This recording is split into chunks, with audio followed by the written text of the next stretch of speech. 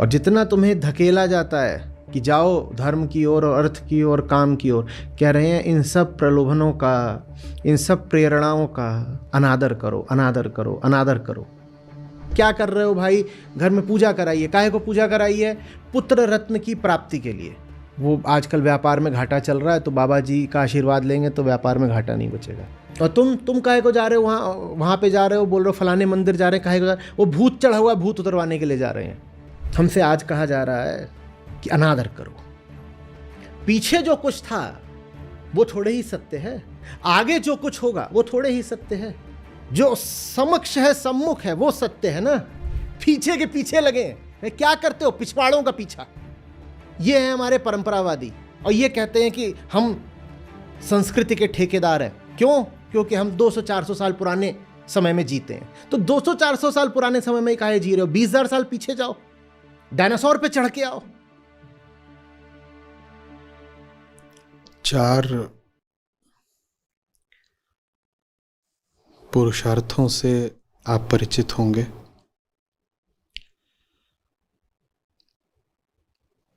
भारत में पुरुष से अर्थ लिया गया है साधारण चेतना, साधारण जीव की साधारण बंधक चेतना, उसको पुरुष कहते हैं। तो पुरुषार्थ से आशय किसी लिंग विशेष की ओर नहीं है। नर नारी दोनों के लिए ही जो करणीय है, प्राप्तव्य है, जीवन का उद्देश्य है, उसको पुरुषार्थ कहा गया है।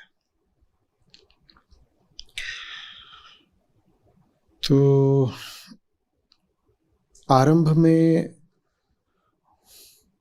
पुरुषार्थ के सिर्फ 3 अंग माने गए। धर्म, अर्थ, काम। धर्म, अर्थ और काम। और कहा गया कि जो भी व्यक्ति पैदा हुआ है, जन्म लिया है, जीव, नर या नारी, उसके लिए अपने जीवन काल में ये 3 चीजें करने योग्य हैं, ये 3 लक्ष्य पाने योग्य हैं। धर्म और अर्थ और काम। और चूंकि इन तीनों को एक ही सांस में कहा गया, तो ये तीनों आपस में जुड़े भी रहे। तो तीनों का इशारा एक ही तरफ को था। कुछ ऐसा जो अहम को राहत देता हो।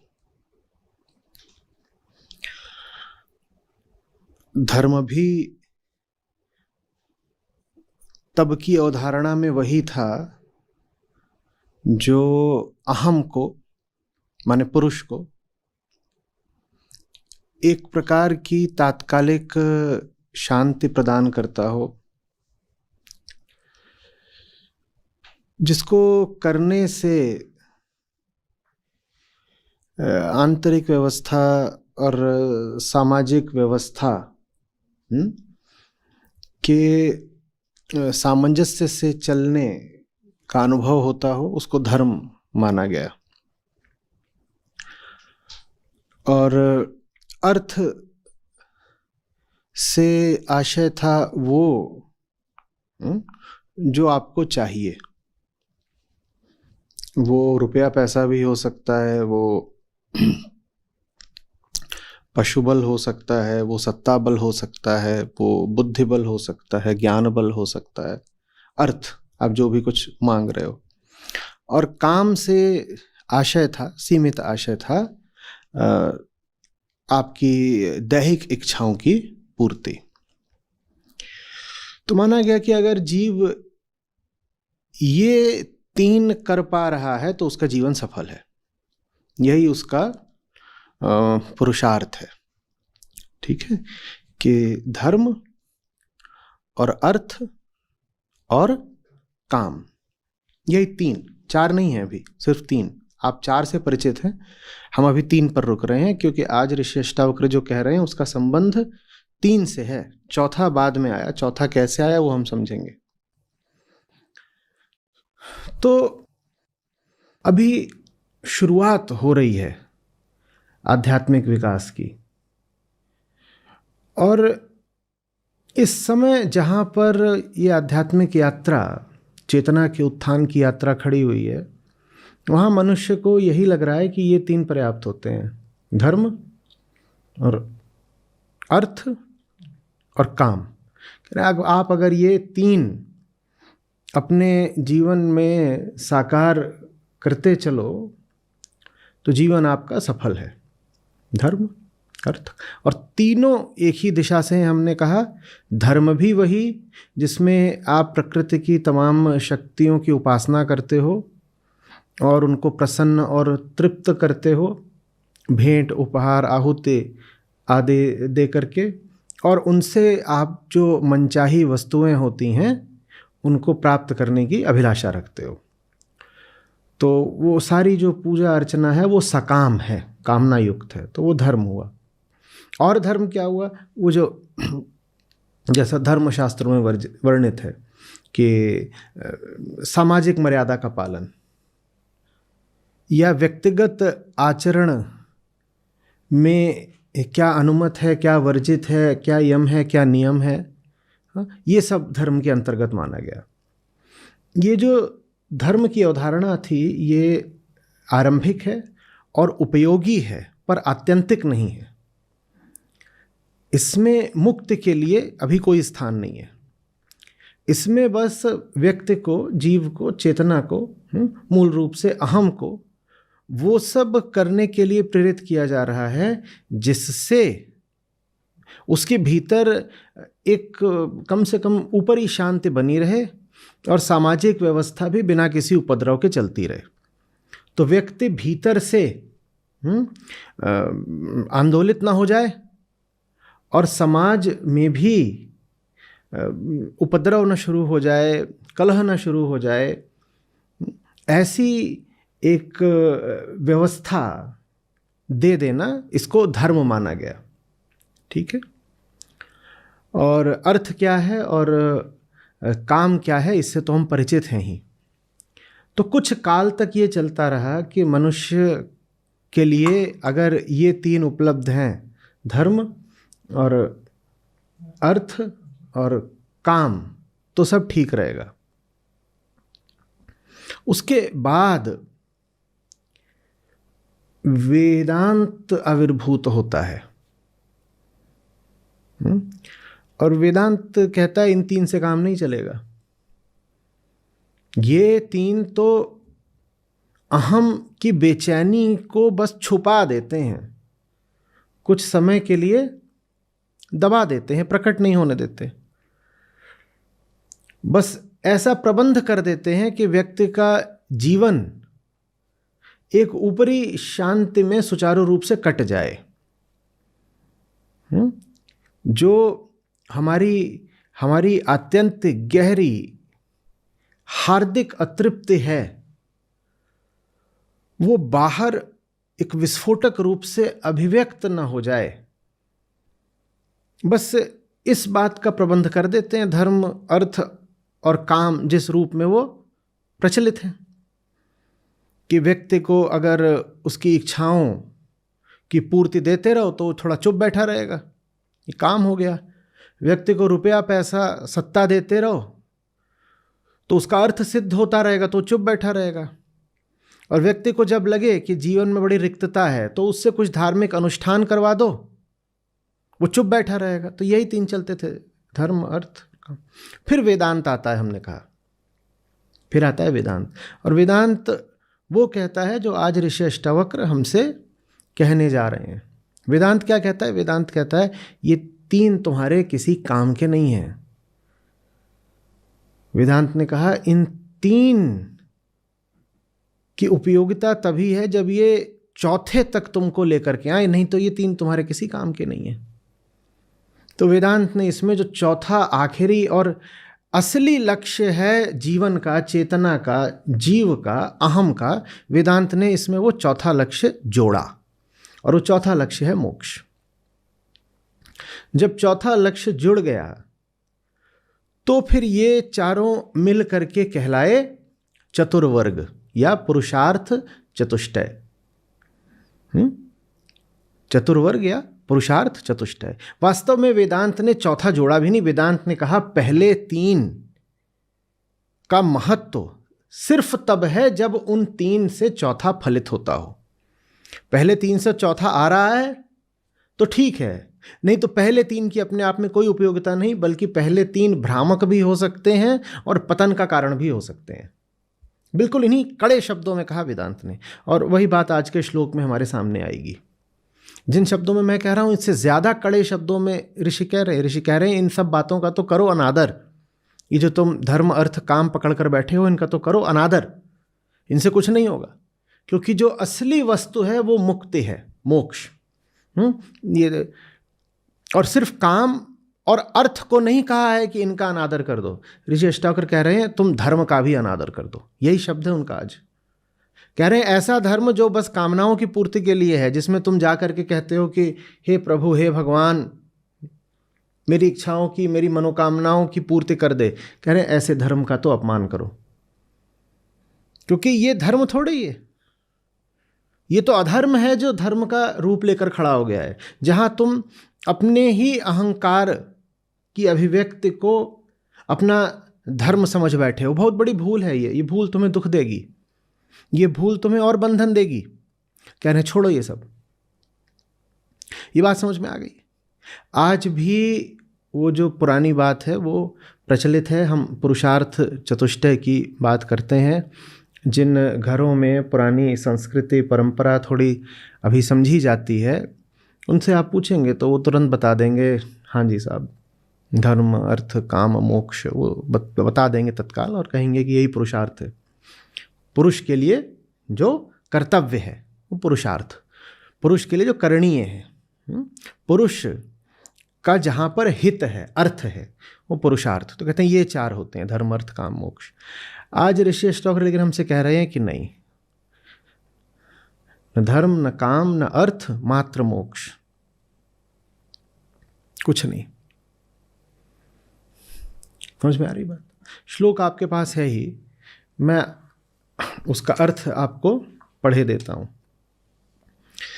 मैं आपको अन्वय बताता हूं, उससे आपको ज़्यादा सरलता होगी। नहीं तो आप लिखा ही हुआ है विहाय वैरिणम काममर्थ चानर्थ संकुलम। मैं इसका अन्वय बता देता हूँ। वैरिणम माने वैरी, ठीक है, वैरी जैसा, वैरी।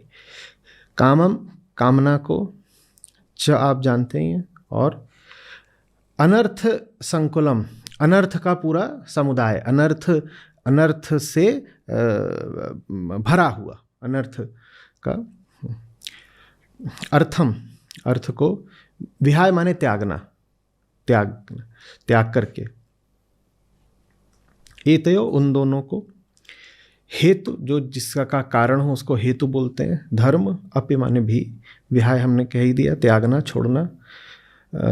सर्वत्र ये जितने भी आप काम करते हो धर्म अर्थ काम के लिए, उनके लिए कहा जा रहा है अनादरम कुरु, अनादरम कुरु, अनादर करो, ठीक है। ये तुम्हारे वैरी हैं, ऋषि अष्टावक्र कह रहे हैं ये तुम्हारे वैरी हैं। कौन? पहला काम, ये दो को पहले लेते हैं, कहते हैं ये तुम्हारे वैरी हैं। पहला काम और दूसरा अर्थ।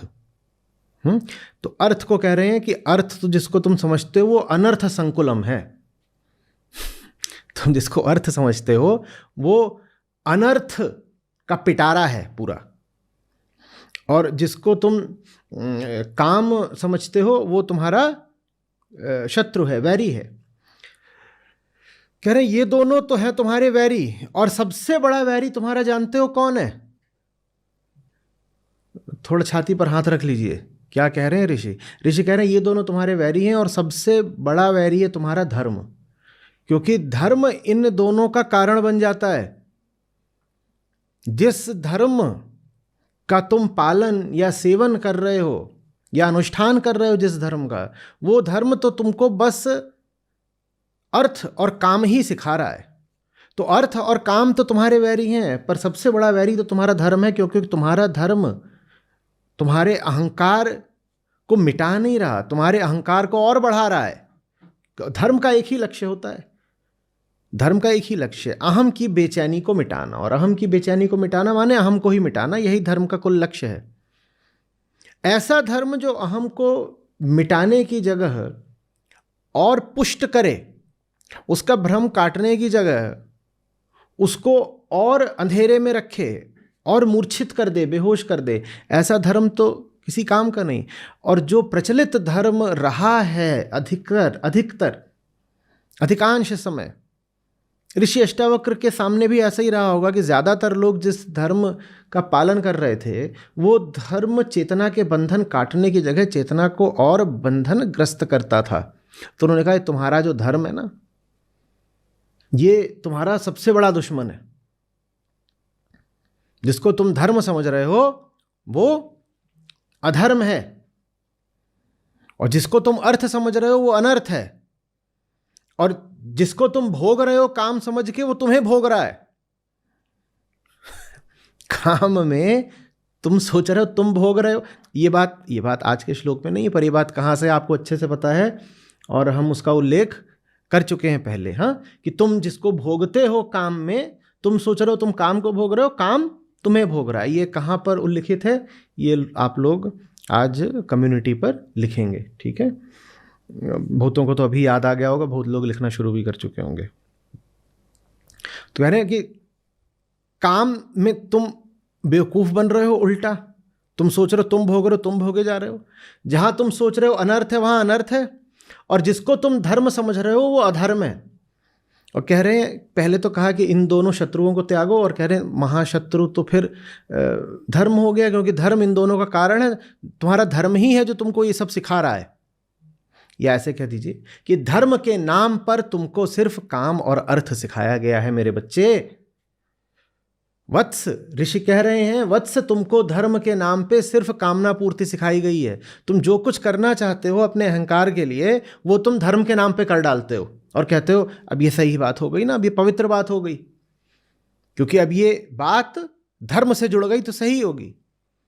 कामना को अगर तुम कह दो कामना है मात्र, तो कामना में कितना वजन रह जाएगा।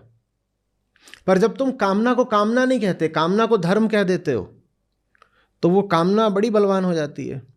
इसी तरह अर्थ, अर्थ से क्या आशय यहाँ पे? स्वार्थ, जैसे आप कहते हैं ना स्वार्थ, अर्थ से यहाँ आशय परमार्थ नहीं है, स्वार्थ, छोटा अर्थ।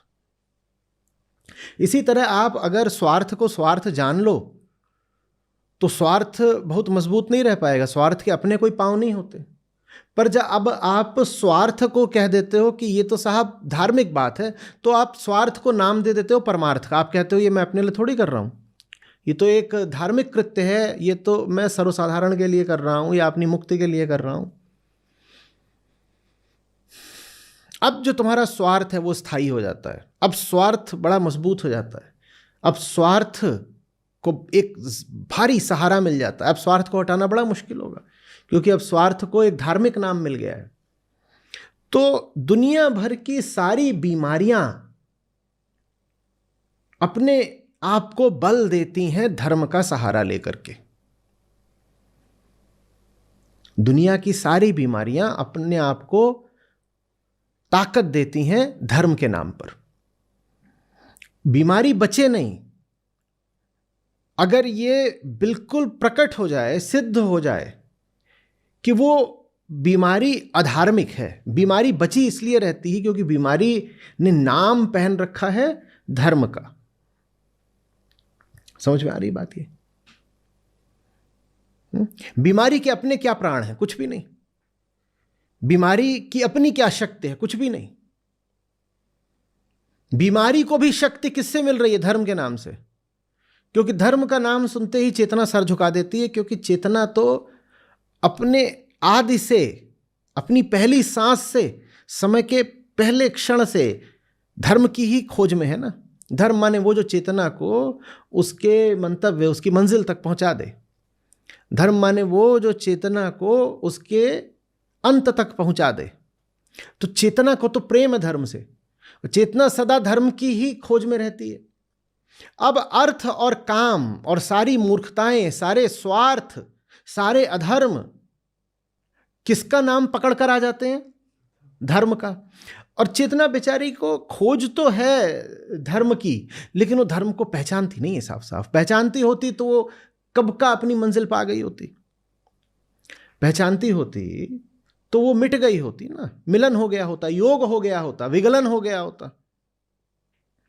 पहचानती नहीं है, चाहती तो है मिटना, पर जानती नहीं है कैसे। ज्ञान की कमी है। ज्ञान की कमी है तो बहुत सारे बहुरूपीय उसके सामने आ जाते हैं, ये कह के कि हम तो धर्म हैं। और वो होते क्या हैं? वो होते हैं अर्थ और काम, जो धर्म बनकर आ जाते हैं। तो चेतना फिर उनके जाल में फंस जाती है। जब मैं चेतना कह रहा हूं तो उसके केंद्र में क्या होता है? सदा अहम। तो मैं कभी कहूंगा मन, कभी कहूंगा चेतना, और कभी कहूंगा अहम। इन सबको एक ही अर्थ मिले आज, ठीक है। कभी मैं जीव भी बोल दूंगा, कभी पुरुष बोल दूंगा, इन सबको एक ही अर्थ में लेना है। तो चेतना फंस जाती है। चेतना किसके जाल में फंस गई है? अर्थ और काम के जाल में फंस गई है। और ये दोनों अपने बूते पर चेतना को नहीं भ्रमित कर पाते, नहीं फंसा पाते। ये फंसा भी इसलिए पाए क्योंकि इन्होंने अपना नाम क्या बताया? हम तो धर्म हैं, हम तो धर्म है। और चेतना को तो धर्म से प्रेम है। चेतना कह रही है धर्म माने वो जो मुझे मेरे चिर प्रेमी से मिलवा देगा। चिर प्रेम किससे है? उसको मुक्ति से। मुक्ति से चेतना को प्रेम है। और धर्म आ गया। धर्म कह रहा है, एक आया, वो बोला मैं धर्म हूं, और बोल रहा है मैं तुम्हें वहां ले जाऊंगा जहां तुम जाना चाहती हो। चेतना ने कहा वहां तो मैं जाने की बड़ी तलाश में हूं, आपका बड़ा अनुग्रह है, मुझे वहां ले चले। आपका नाम क्या है? वो बोला मेरा नाम धर्म है। चेतना बड़ी आनंदित हो गई, बोली आपकी तो खोज थी, मुझे यही बताया गया था कि धर्म ही चेतना को चेतना के शिखर तक ले जाता है, चेतना के घर तक ले जाता है। तो मैं आपकी तो खोज में थी। और वो जिसने अपना नाम धर्म बताया है वो है कौन? वो धर्म नहीं है, वो अधर्म है। ऋषि अष्टावक्र हमें चेता रहे हैं, ये सदा से हुआ है। धर्म के नाम पर कोई और ही खेल चला है सदा, वरना कोई आवश्यकता नहीं थी। आज से इतने 1000 साल पहले अष्टावक्र गीता में ये श्लोक उपस्थित होता। समझ में आ रही बात? तो ऋषि कह रहे हैं अनादरम कुरु, अनादरम कुरु, अनादर करो। किसका अनादर करो? कह रहे हैं ये जितने भी तुम्हारे काम हैं, धर्म, अर्थ और काम के लिए जितने भी तुम कर्म करते हो, जितनी भी तुम्हारी प्रेरणाएं हैं, और जितने भी तुमको प्रलोभन दिए जाते हैं और इशारे किए जाते हैं, और जितना तुम्हें धकेला जाता है कि जाओ धर्म की ओर और अर्थ की ओर, काम की ओर, कह रहे हैं इन सब प्रलोभनों का, इन सब प्रेरणाओं का अनादर करो, अनादर करो, अनादर करो। क्यों अनादर करो? क्योंकि जिस धर्म की ओर तुम्हें भेजा जा रहा है, तरीके से झांसा दे करके, वो धर्म नहीं है। जो तुमको बताया जा रहा है कि अर्थ है, वो स्वार्थ है, परमार्थ नहीं है। तो ऋषि उसको कह रहे हैं अनर्थ है। वो जिसको अर्थ कहा जा रहा है वो अनर्थ है। और जहां तुमको बताया जा रहा है कि तुम्हें खूब भोगने को मिलेगा और काम संतुष्ट हो जाएगा, वहां तुम्हें भोगने को नहीं मिलेगा, तुम भोगे जाओगे। जहां तुम्हें लग रहा है कि तुम्हें कुछ पूर्णता मिल जाएगी, वहां तो पूर्णता नहीं मिल जानी है, वहां तुम्हें और अपूर्णता मिलेगी। जहां जा रहे हो शांति के लिए, वहां से और अशांत होकर लौटोगे। यहां सोच रहे हो कि धर्म बैठा है, वहां तुम्हारा धर्म और नष्ट हो जाना है। समझ में आ रही है बात ये? तो ये बहुत बड़ा परिवर्तन था, या बहुत बड़ी उपलब्धि थी, एक बड़ा ऊर्ध्वगमन था कि मनुष्य ने अर्थ काम और अर्थ काम मूलक धर्म से आगे निकल करके मोक्ष को जीवन का परम लक्ष्य स्वीकार किया। ये बहुत बड़ी बात है। इसीलिए वेदों में जिसका सर्वाधिक महत्व है वो वेदांत है। ठीक है, तो वेदों में जो प्रकृति पूजा वाला भाग है, आरंभिक संहिता, वहां आप पाएंगे कि धर्म का अर्थ यही है। धर्म माने, वहां धर्म माने क्या है कि काम और अर्थ वहां रहता है। ठीक है, फिर वो अर्थ बदलना शुरू होता है।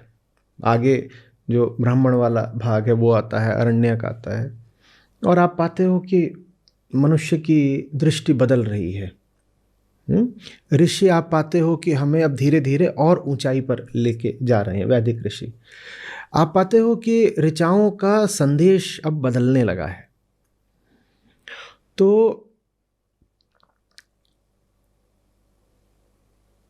अब बात ये नहीं रह गई है कि हे अग्नि, हे वरुण, हे मित्र, हे इंद्र, हे सूर्य, हे वायु, हमारी कामनाओं की पूर्ति करो। अब यज्ञ, वैदिक अनुष्ठान में, वैदिक पूजा पद्धति में यज्ञ का बड़ा महत्व है। यज्ञ ही था वहाँ। आज जैसे हम पूजा वगैरह करते हैं वो पूरी पद्धति वैदिक नहीं है। वैदिक पद्धति यज्ञ की है और मंत्रोच्चारण की है, कि यज्ञ हैं और मंत्र हैं, और उसी से जो प्रकृति के सब देवी देवता हैं, देवियाँ भी थीं जैसे उषा, तो या गायत्री आप जानते ही हैं, तो उनका जो है आवाहन किया जा रहा है। उनको तृप्त, संतुष्ट, प्रसन्न करने की चेष्टा की जा रही है। तो ये वैदिक तरीका था, और वो सकाम तरीका था पूरा। कैसा था? सकाम।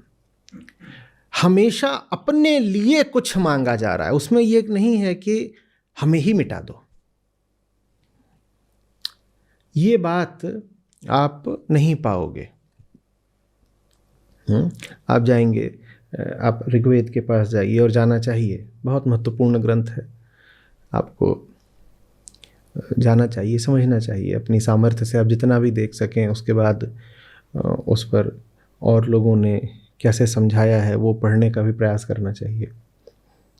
तो वहाँ आप पाएंगे कि मनुष्य खोज रहा है, कुछ समझना चाह रहा है क्या हो रहा है। और आप बिल्कुल विस्मय से भर जाएंगे।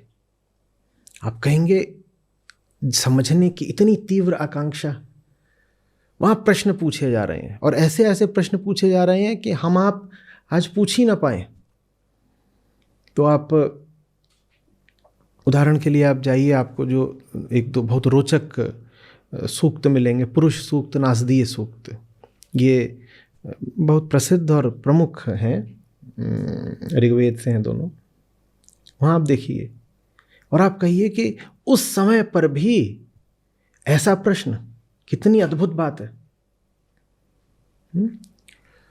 तो एक ये खोज की प्रक्रिया है पूरी जो आरंभ हो रही है, जिसमें हम एक पूरी यात्रा देखते हैं ऋग्वेद में, जहां प्रश्न ही प्रश्न है, और जहां शुरुआत वहीं से होती है जहां हम और आप होते हैं। आरंभ में शुरुआत वहीं से तो होगी ना, जहां हम और आप आरंभ में होते हैं। जहां से हो वहीं से तो शुरू करना पड़ेगा। और आरंभ में अहंकार कहाँ पर होता है? आरंभ में जो मनुष्य की चेतना होती है वो कैसी होती है? वो बहिर्मुखी होती है, वो बाहर को देखती है। तो आरंभ में जितने भी आप मंत्र पाओगे वो बाहर को देख रहे हैं। आपको नहीं मिलेंगे वहाँ मंत्र जो अपने बारे में कोई सवाल कर रहे हो। तो अभी मैंने जो आपको बताया, वहाँ पूछा जा रहा है कि वहाँ ऊपर कौन है, आसमानों पर कौन रहता है? समय से पहले कौन था और सृष्टि से पहले कौन था, और क्या बड़े से बड़े रहस्य जल में छुपे हुए हैं। ये जो कुछ है, और जो कुछ है वहां इशारा किसकी ओर है? बाहर की ओर है, ब्रह्मांड की ओर है, विश्व की ओर है, जो ये दृश्य जगत है इसकी ओर है। कह रहे ये जो कुछ है इसका रहस्य कौन जानता है, रचनाकार कौन है? ये प्रश्न पूछे जा रहे हैं। बहुत सुंदर प्रश्न है, मैं कह रहा हूं आपको अद्भुत लगेंगे।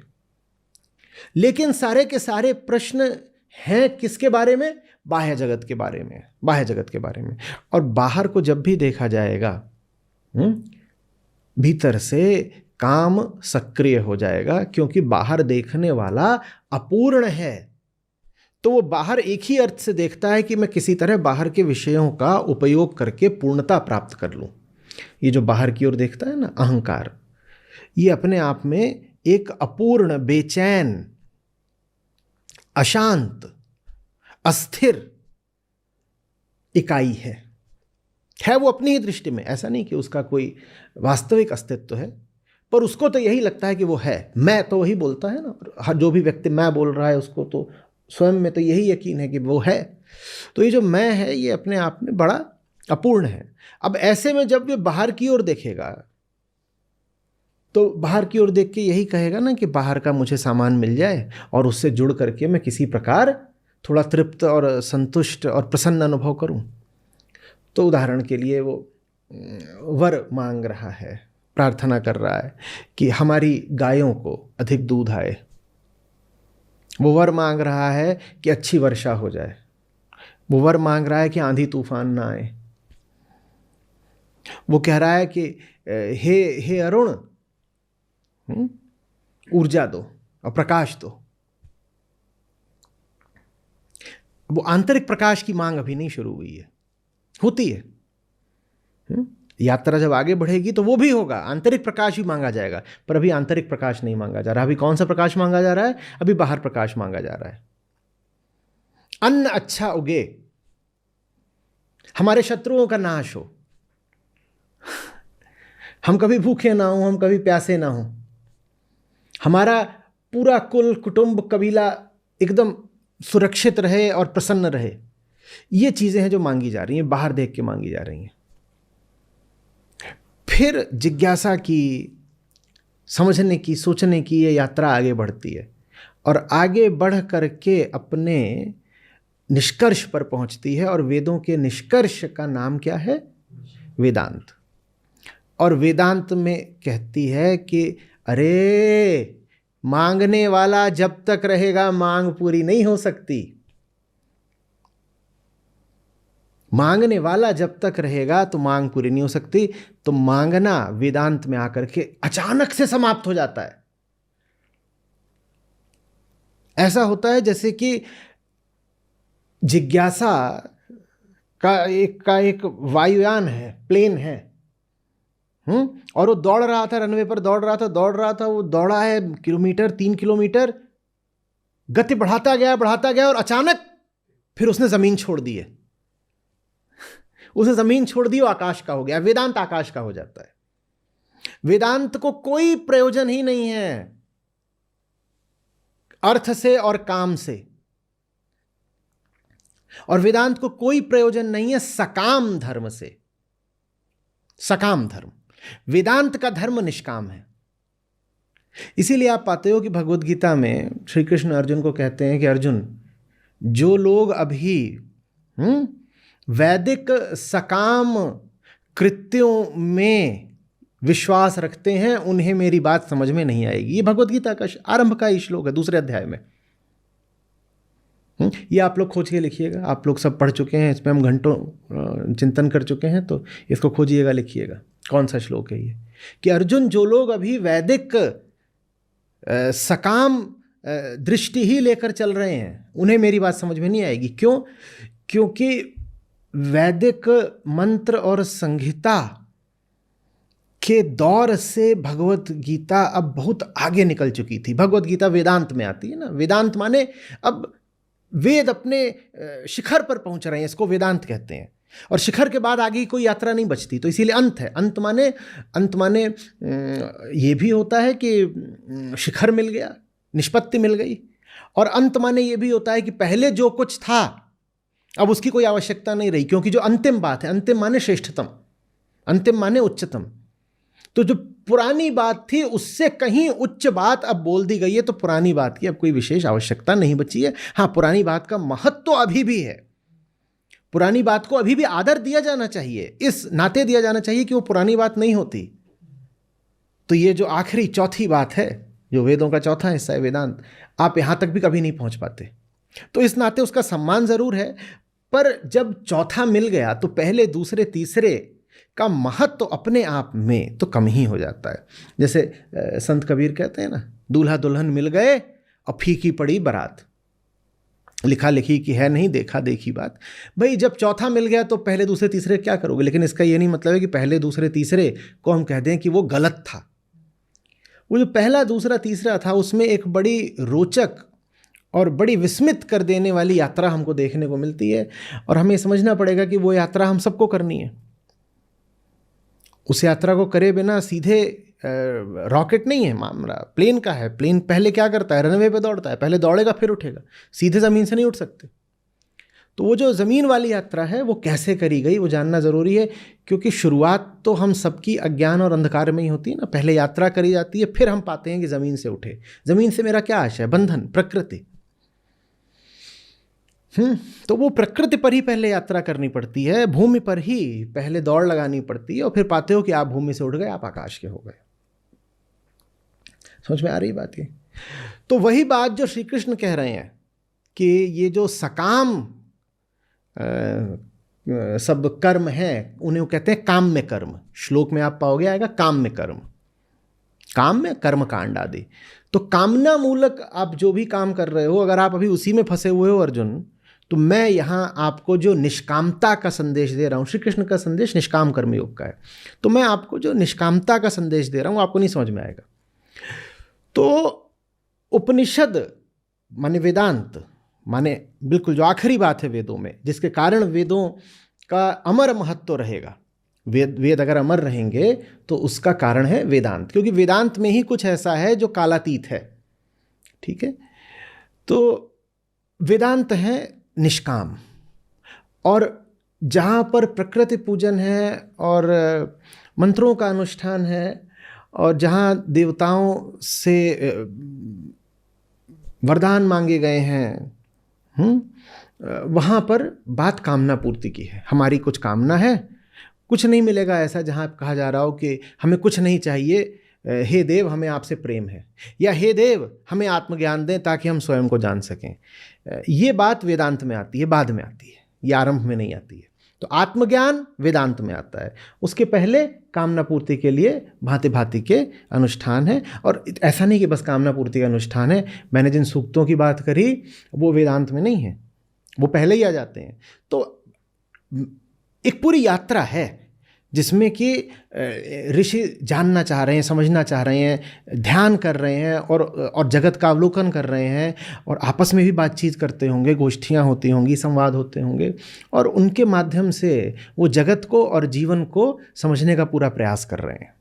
ठीक है, तो अब इस प्रकाश में आप समझिए कि आज ऋषि अष्टावक्र क्या कह रहे हैं। ऋषि अष्टावक्र उन लोगों से बात कर रहे हैं जो अटक ही गए कामना में।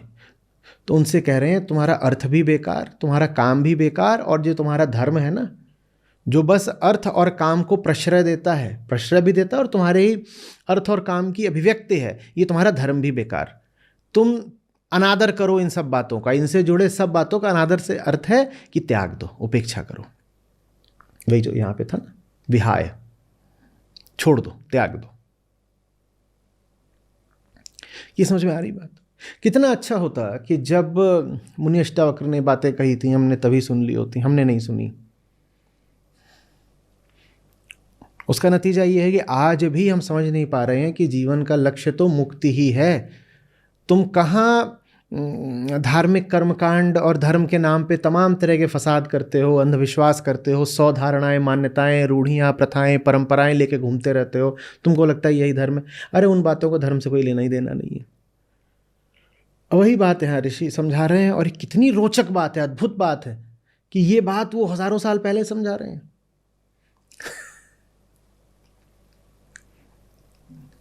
अष्टावक्र गीता का विद्वानों ने जो काल बताया है वो आज से 1800 साल से 2500 साल पहले के बीच में इसको रखा गया। अलग अलग विद्वानों की अलग अलग राय है, कुछ लोगों ने इससे इतर भी कुछ काल बताए हैं। ये तो पक्का है लेकिन इनकी बात हजारों साल पहले की है, ये कोई कल नहीं लिखी गई, कहीं मध्यकाल में नहीं लिखी गई है, ये कोई शंकराचार्य के बाद नहीं लिखी गई है।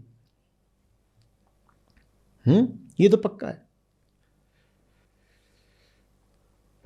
शंकराचार्य के बाद भी अगर लिखी गई है तो भी हजारों साल पुरानी है भाई।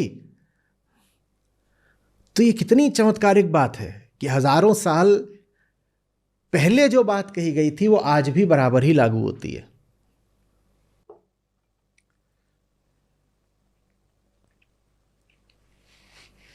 समझ में आ रही बात?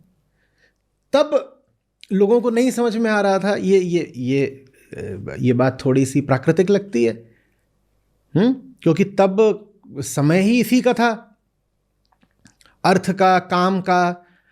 मनुष्य कुछ समझता नहीं था क्योंकि विज्ञान भी नहीं था इतना, और आत्मज्ञान मूलक ग्रंथ भी इतने अभी प्रचलित नहीं हुए थे और आम जनता में फैले भी नहीं थे।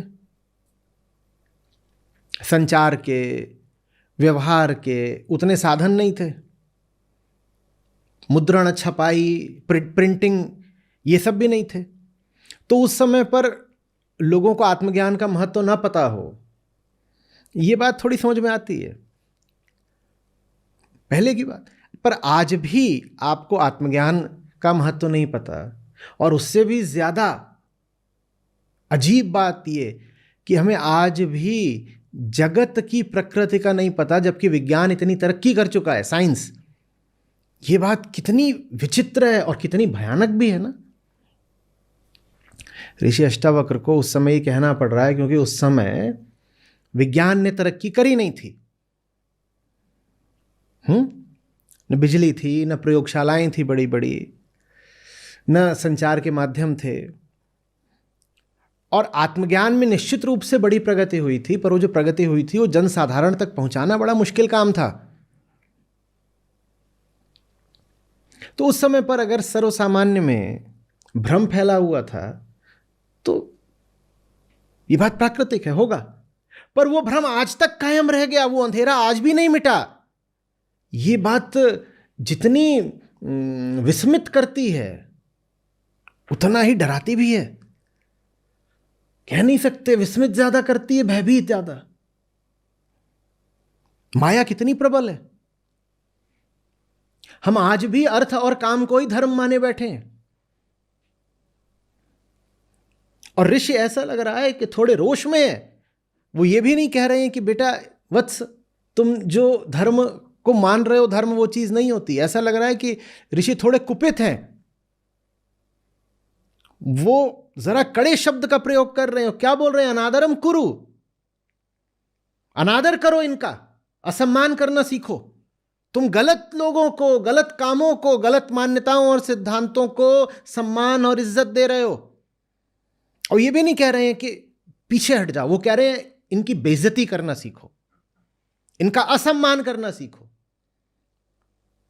ये थोड़ा विद्रोह का, थोड़ा तपता हुआ सा, थोड़ा गर्म वक्तव्य है भाई। ये आमतौर पे अष्टावक्र मुनि ऐसे शब्दों का नहीं इस्तेमाल करते कि अनादर करो, पर अगर कह रहे हैं तो इसका मतलब क्या है?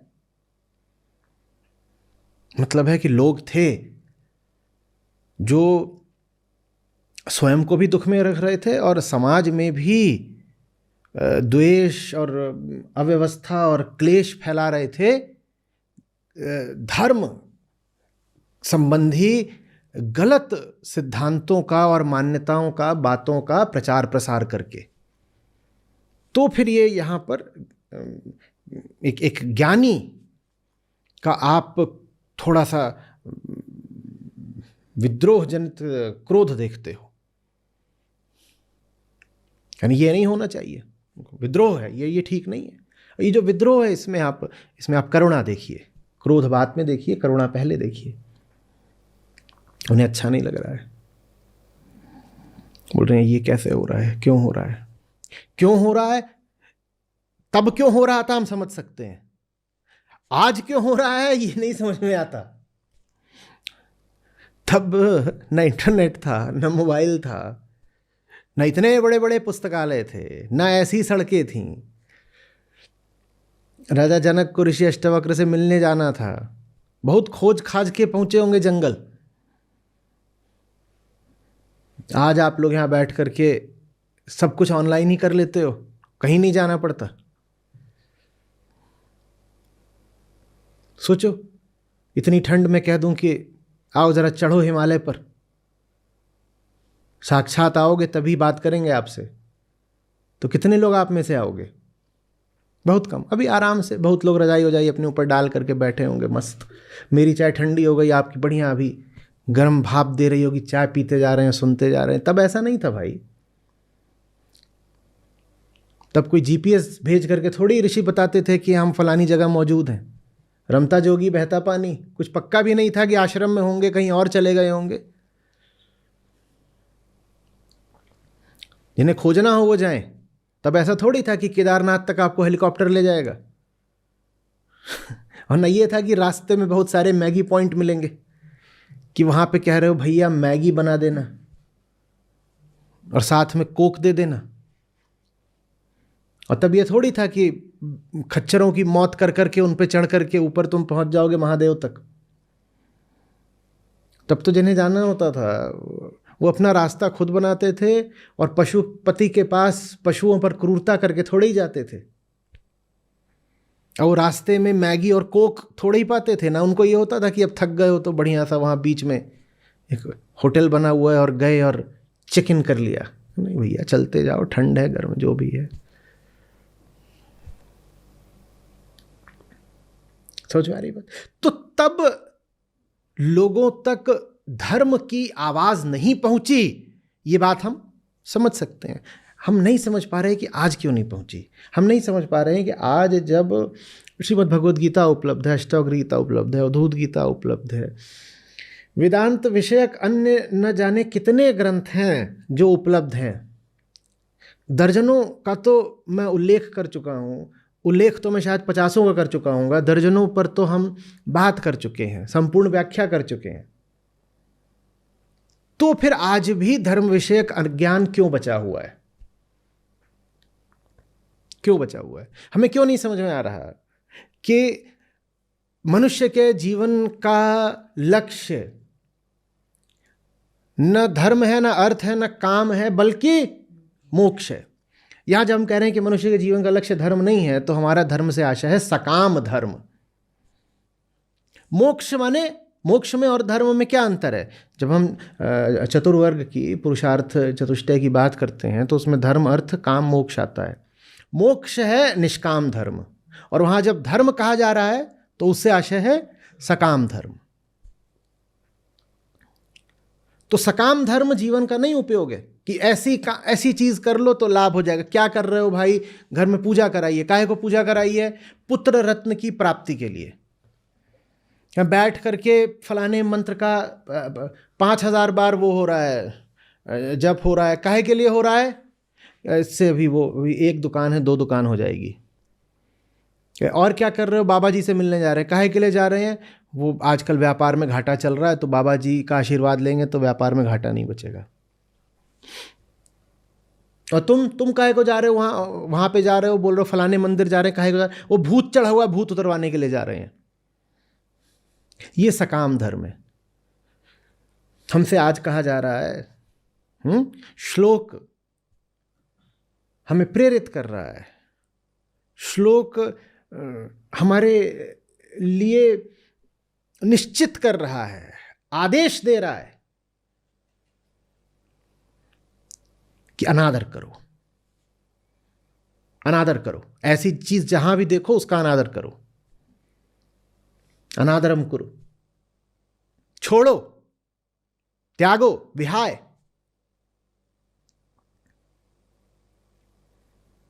समझ में आ रही है बात? अरे दीदी ने आज खाना नहीं खाया पूरे दिन से। काहे को दीदी, काहे नहीं खाना खाया आज पूरे दिन से? खाना नहीं खाएंगे तो अच्छा पति मिलेगा। क्या ये धर्म है? तुम्हारी कामना, तुम्हारी वासना। हाँ, कह रहे ऐसा व्रत जो करे उसे मन चाहा वर मिले। ये धर्म है? धर्म सिर्फ एक होता है, क्या? अहम को आत्मा की ओर ले जाने के अलावा कोई धर्म नहीं है। दूसरे शब्दों में, आत्मज्ञान के अलावा कोई धर्म नहीं होता। बाकी जो कुछ भी धर्म के नाम पर है, कहा जा रहा है कि वो अर्थ और काम का हेतु बस है। ऐसे धर्म को छोड़ दो और इन सब कर्मों का अनादर करो।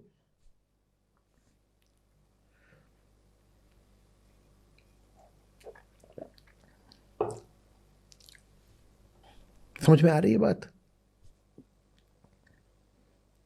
परीक्षा में पास हो गया तो क्या करा करते थे? बोलो ना, ऐसे मुझे क्या देख रहे हो? मैं थोड़ी करता था, तुम ही करते थे।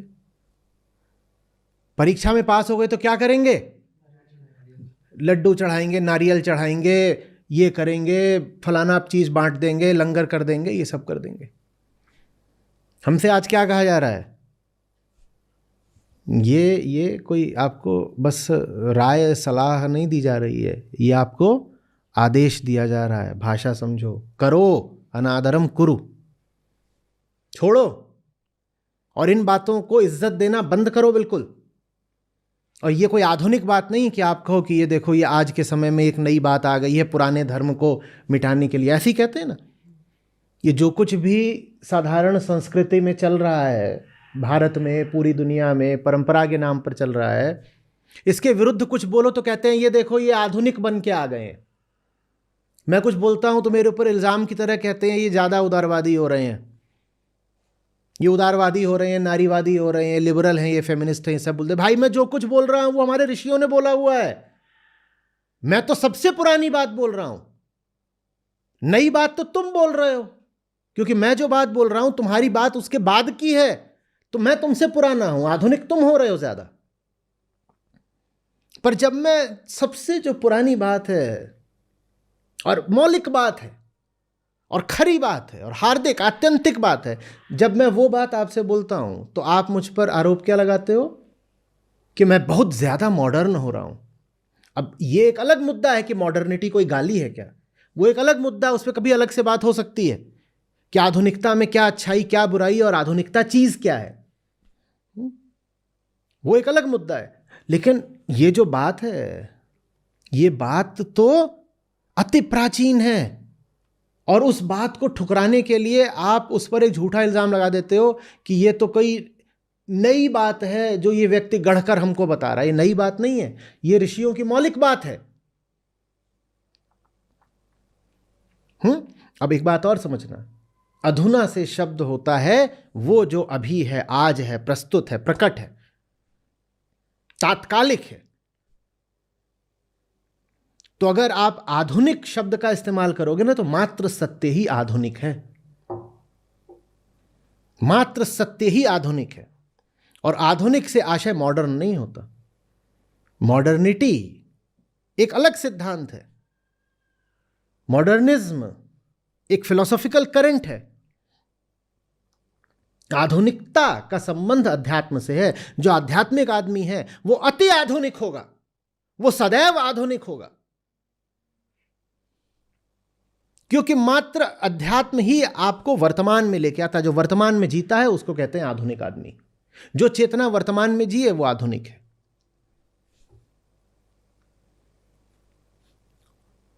और अध्यात्म का काम ही है आपको तथ्य तक लेके आना, जो सामने है, जो वर्तता है, जो वर्तमान में है। वर्तना माने होना, जो है, सचमुच है, माने जो सत्य है, उस तक लेके आना।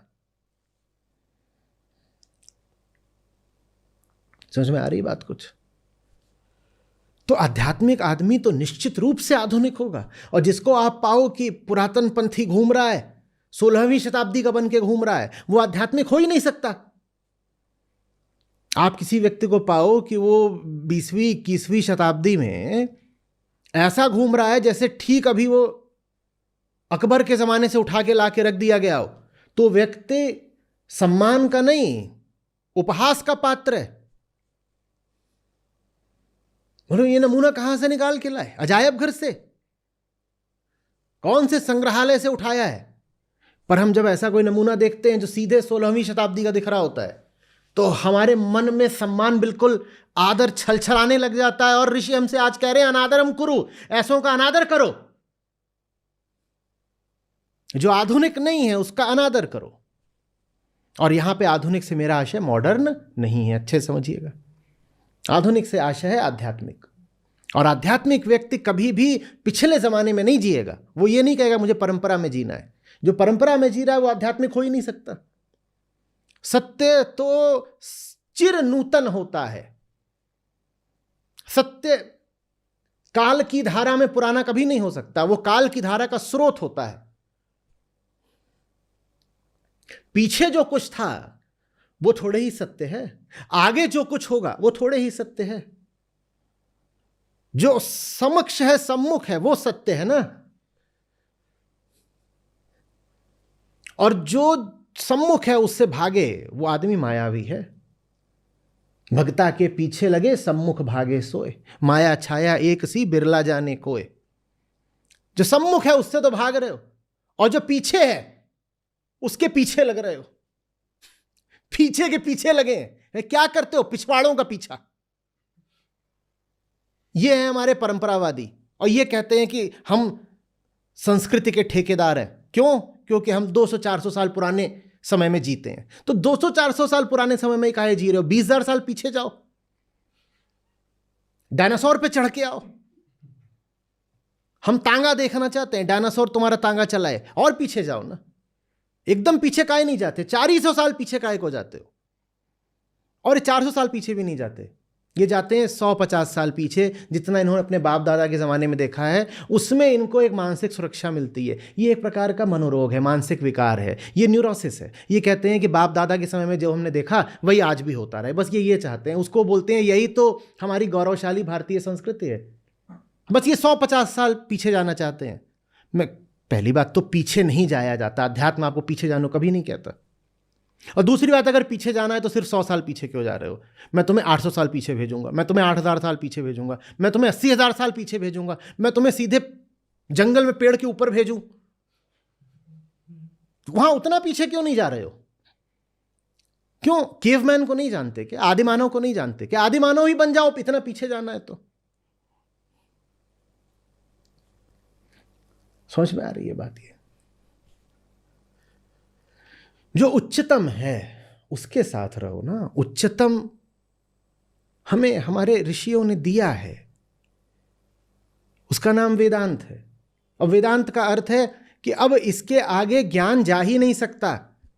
और ये बात कोई मान्यता की, अंधविश्वास की नहीं कि इसके आगे ज्ञान नहीं जा सकता। दर्शन का अंत हो जाता है अद्वैत वेदांत पर।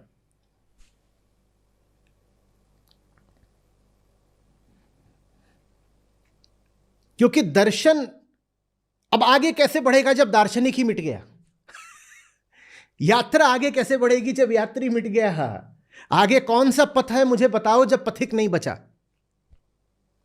तो जो उच्चतम है वो उपलब्ध है, उसको छोड़ करके काहे के लिए फालतू के रीति रिवाज और पाखंड और अंधविश्वास पकड़ करके बैठे हुए हो? और तुम्हारे सब रीति रिवाजों में, पाखंडों में कामना भरी हुई है ठूस ठूस कर, हाँ या ना? तो मुझे कोई एक अपना अनुष्ठान, कोई कर्मकांड बता दो, कोई एक यात्रा बता दो, कोई एक स्नान बता दो, कोई एक जप बता दो जिसमें तुम्हारी कामना ना बजा रही हो। कभी तुम्हें दुकान आगे बढ़ानी है, कभी तुम्हें अपना विवाह करना है, कभी पैसा चाहिए, कभी पुत्र चाहिए, कभी पड़ोसी के घर में आग लग जाए ऐसी मन्नत मांगने जाते हो, कभी कोई बीमार पड़ा है उसका स्वास्थ्य ठीक हो जाए, इस नौकरी लग जाए। ये सब अगर ना हो तो कभी अपने इष्ट के पास जाओगे? नहीं जाते। इष्ट के पास तो तभी जाते हो जब भीतर कोई कामना भरी होती है, डर भरा होता है। ऋषियों ने कहा था कामना और डर से जो धर्म संचालित हो रहा हो वो धर्म नहीं, अधर्म है। धर्म का अर्थ है निष्कामना। निष्कामना। कामना में तो तुम अपने अहंकार को ही और बढ़ाते हो ना। अहंकार ने कहा मुझे रसगुल्ला चाहिए, तुमने कहा हे प्रभु मुझे रसगुल्ला प्राप्त हो जाए। इसमें तो अहंकार का ही वजन और बढ़ गया रसगुल्ला खा के, मिट थोड़ी गया अहंकार। और समस्त धर्म का एक ही उद्देश्य, ये बात हमें स्पष्ट नहीं होती। हम सोचते हैं धर्म का अर्थ है ये करो वो करो, नहीं, धर्म का अर्थ है करने वाला मिट जाए। धर्म का क्या अर्थ है? करने वाला मिट जाए।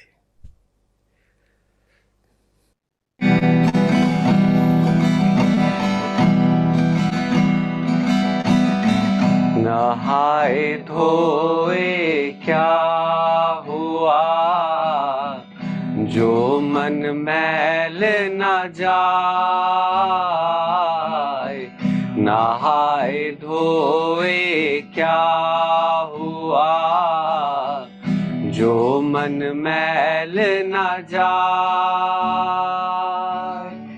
मीन सदा जल में रहे, धोए बास न जाए रे साधो, धोए बास न जाए। मूंड मुड़ाए हरि मिले, सब कोई ले मुड़ाए। मूंड मुड़ाए हरि मिले, सब कोई ले मुड़ाए। बार बार के मूंडते, भेड़ न बैकुंठ जाए रे साधो, भेड़ न बैकुंठ जाए। धरती फाटे मेघ मिले, कपड़ा फाटे डोर। धरती फाटे मेघ मिले, कपड़ा फाटे डोर। तन फाटे को औषधि, मन फाटे नहीं ठौर रे साधो, मन फाटे नहीं ठौर। जी सभी को प्रणाम। और मैं गीता सत्र से जुड़ा हुआ हूँ, और मैं गीता सत्र में जुलाई में मैं शांतनु जी के माध्यम से जुड़ा था। और अभी जनवरी में संत सरता भी ज्वाइन किया है उन्हीं के माध्यम से। तो इतने दिनों से मैं जुड़ा हुआ, लगभग 7-8 महीने से पिछले। तो काफ़ी कुछ क्लैरिटी भी है चीज़ों को लेके, लेकिन मतलब अधूरापन भी बहुत है अभी। मतलब उलझाए है, विचारों में बहुत उलझाव है, लेकिन धीरे धीरे चीज़ें डिमनिश हो रही, कम होती जा रही हैं, रिड्यूस होती जा रही हैं। बट हाँ, लेकिन हर समय लाभ तो बहुत ज़्यादा है। मेरा दावा है कि मैं न्यारा हूँ, बट सीख समझ में आती कि मैं न्यारा नहीं हूँ, अंजन सकल पसारा हूँ, और राम निरंजन न्यारे हैं। भगवत गीता का श्लोक सुनाना चाहूंगा। जा मुझसे दूर जितना जाएगा, टकराएगा, चिल्लाएगा चिल्लाएगा, गिर जाएगा, मत बचा, मिटा दे प्यारे अंधेरे को, तू लाख बचा पर बच नहीं पाएगा। ये अध्याय 4 श्लोक नंबर 7 है।